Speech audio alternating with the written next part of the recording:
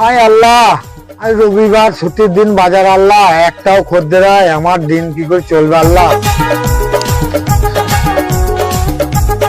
ওই একটা মাতাল আছে, দেখি মাতালটা যাবে নাকি।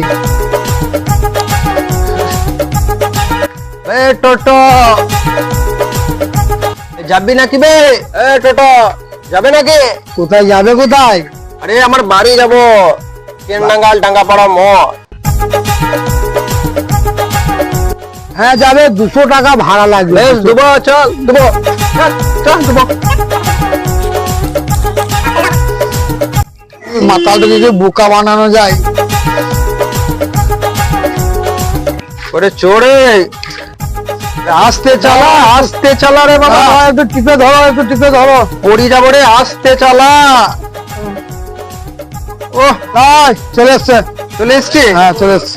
ওহ এত জোরে গাড়ি চালাস না রে বাবা, পড়ি যাবো রে বাবা। কত রে বাবা? 200 টাকা নাকি? হ্যাঁ 200 টাকা দিয়ে, 200 টাকা। চল যা।